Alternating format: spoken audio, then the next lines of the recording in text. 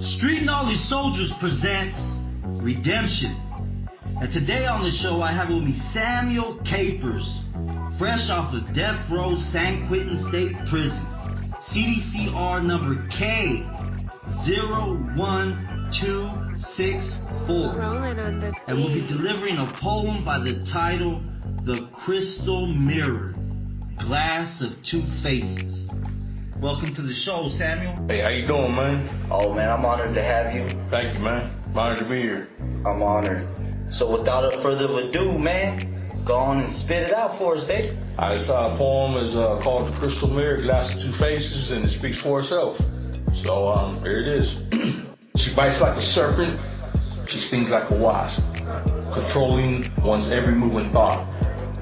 Not a moment does she pity, as the poison of a kiss washes away one's sanity, bringing to the knees even the most powerful of men, speeding up the heart pace in unison with life's fiery darkness, frolicking amongst dead moments created by Father Time.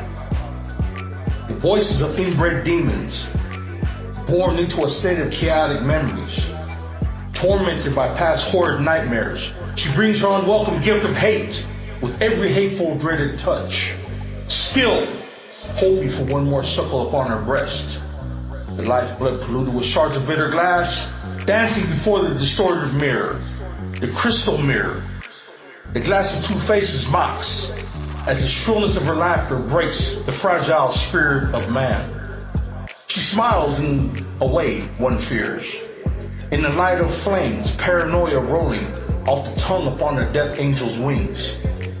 Whispers in dynamic shadows speak to the inner conscience, drive others to the light of chaos. She inflicts twisted demons, dreams possessed by maddened souls, visions bought by unholy lost souls.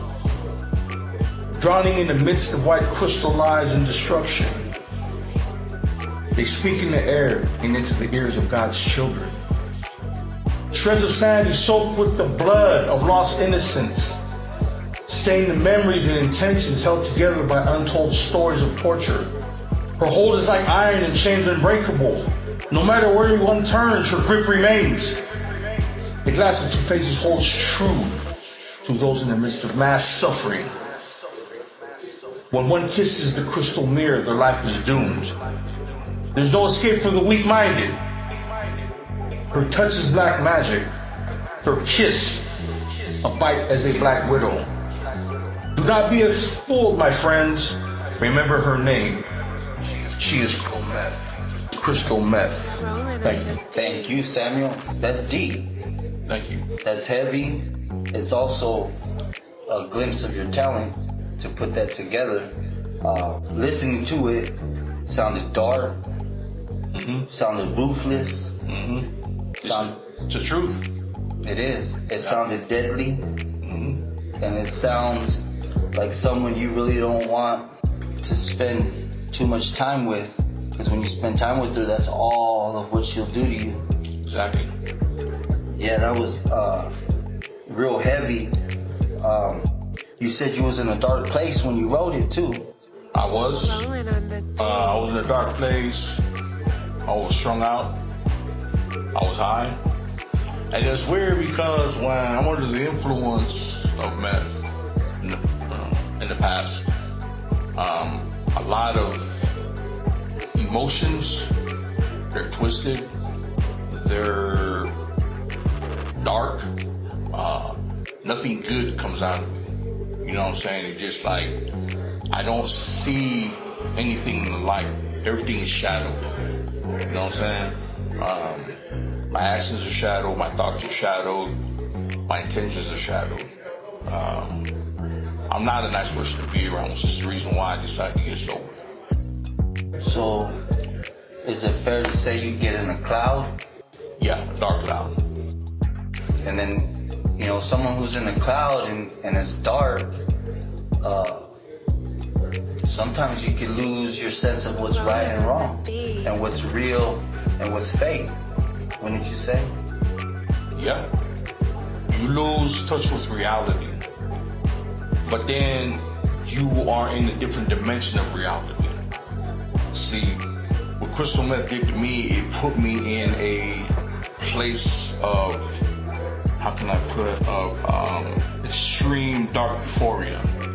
It was a euphoria, but it was a dark euphoria. And let me clarify, let me explain that a little bit. Please do. See, euphoria is supposed to be a place of feeling good, a good feeling, a good thing. Dark euphoria, to me, was a place that, it took me to a place to where I felt good, but I felt good in a dark way. It felt good to go out and do harm. You know, it pumped me up, basically. It just pumped me up to do things that I knew weren't right. Hurt people, shoot, rob, kill, that kind of stuff. Yes, very dark. Very dark. And this was normal to me when I was under the influence of crystal. When I was sober, I wasn't like that. Whenever I wanted to go commit a crime, I got high. In reality, when I was sober, I didn't do these things. I had to get high in order to go out and do these things. So what would you say crystal meth took from you? It took my life. I'm on death row for a double homicide right now. I was under the influence when these murders took place. I'm not saying I did it, and I'm not saying I didn't do it. You know, for obvious reasons. But I will say it took my life. It took my family, took my freedom, took my peace of mind, took my health. Look, I took my hair. I'm trying to grow my hair back. I have hardly any hair left. And I'm not trying to be funny, but I'm being real. It was stressful, it was depressing. I got, some mental health issues, not much. I got some mental health issues because of it. So it basically broke me down both physically and emotionally and psychologically. Absolutely. And for our listeners' sake, I want to express to them that you've been down 27 years. Yes. And spent 21, 22 of it on death row. Yes. Which is in San Quentin. Yes. One of the most nefarious prisons in the world. Mm-hmm. Because you got so many people infatuated with the whole death row thing. Right? So, the sake that you're back out in the population because of Prop 66, you're somewhat a dead man walking because you still walk around with this ugly title that they put on you, which is called condemned. Exactly. And I don't like it because you're a human being. No matter what you've done, what you did do or didn't do, right? You're still a human. Only a building should be condemned. Something that you're going to knock down. Exactly. And I don't want to knock you down, brother. I want to build you up. And when you spit that to me, I was like, you could take something that's so dark and make it beautiful, because even a rose grew through the concrete. Exactly. And I think you could save some lives, touch some people who listen to that, who may be battling their addiction now or spiraling out of control, or a family member who loves somebody or has a relationship with man or woman that's altering them to the point their relationship is in shambles because this crystal mirror, glass of two faces, Miss Crystal Meth herself, right, is controlling the party. I call it the glass of two faces because the drug is very deceiving. You do it at first, when you first start doing crystal meth, you feel good, it's fun, you're enjoying yourself. But as you get deeper into and then people who are actively using meth know this. As you go deeper into your addiction, it gets uglier and uglier and uglier. It's fun at first, but later on down the line, it's gonna get worse and worse and worse. And for those people who are listening right now that are in their addiction, they know what I'm talking about. You don't stop now, it's gonna take your life. Now you physically. It's a pit straight to hell, my man. It is, bro. I'm going to give our listeners a little taste. What was your longest binge? How many days in a row had you stayed awake? People might think of bullshitting in line. 36 days. Say that again? 36 days. 36. 36. That's a month and a week. A month and a week. 36 days. The human body ain't even supposed to do that. But it did. You pushed it to do that. With the chemical imbalance that was making you go there. Now, that's insane. Well, see, I learned from an old biker, eat, drink water, a lot of water, and rest, and you'll be okay. And I followed his directions, and I stayed over 36 days.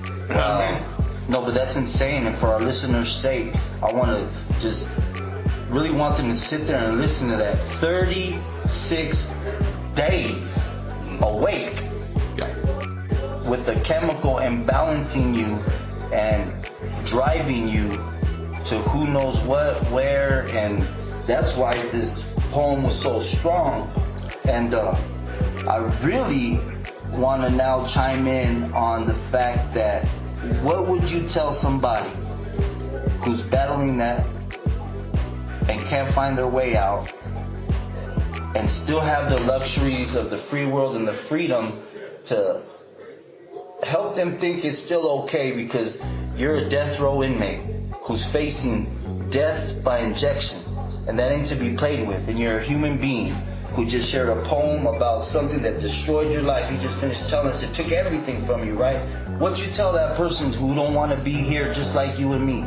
First of all, I told him, if you're out there in the free world and you're addicted to meth, you're not free, bro. You are not free. You are trapped in your own personal hell, in your own personal prison. You may think because you can walk out of your house and go buy a pack of cigarettes or what it might be, but you ain't free, bro. And what's gonna happen is eventually, even though you're not free psychologically and mentally, pretty soon you're gonna be not free physically. Cause you're gonna do something. You're gonna end up robbing somebody or killing somebody, even worse, and you're gonna be in prison for the rest of your life. Kick the habit, man. It's not hard to say, I quit. It's hard quitting. You can say, I'm going to quit all the time, but to actually do it, that's the hardest thing to do. But it's possible. Because there's thousands of people in this country right now that kick meth, and they're living clean lives right now. I'm in prison. Prisons it's polluted. It's full of dope in prison. Believe it or not, for listeners out there, there's dope in prison. There's drugs in prison. There's alcohol in prison. But that doesn't mean we have to do it.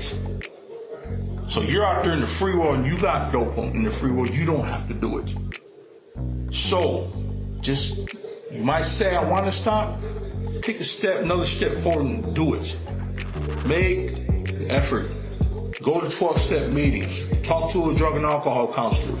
Just stop. Because it's going to take everything that you love dearly away from you. It's going to rip it right out of your hands. And that is fact, not fiction. That is non-fiction at that. That is the truth.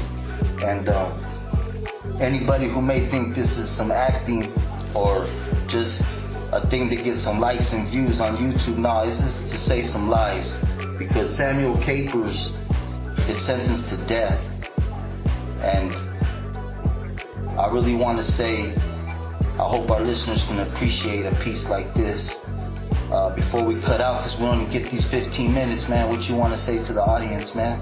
All I'm going to say, man, is, you know what I mean, just keep me in mind when y'all say your prayers at night, whisper a little prayer for me, you know? I'm not asking for your money, I'm not asking for anything, just your prayers. Keep me in mind, you know? Keep me in mind. I salute that. I keep you in mind by inviting you into this podcast so you can touch the world a little bit with your voice. If you like what Samuel was saying, his CDCR number is K, as in King, 01264. Hit up. Go on and download that Getting Out app and get on him and on that GTL and send him a line, send him a question, holler at him. And if you need a sponsor, what better sponsor to get you than somebody who's living it and is in a real trench and is telling you don't want to end up here. So if you're battling something, go out there and get help, professional help. Don't be too proud to ask for that help. Exercise that step one. Just admit that you're powerless and go find a power greater than you that can restore you to your sanity. And from S.K.S. Redemption, we salute you, Samuel. Thank you very much. And to our listeners, God bless. Peace out. Amen.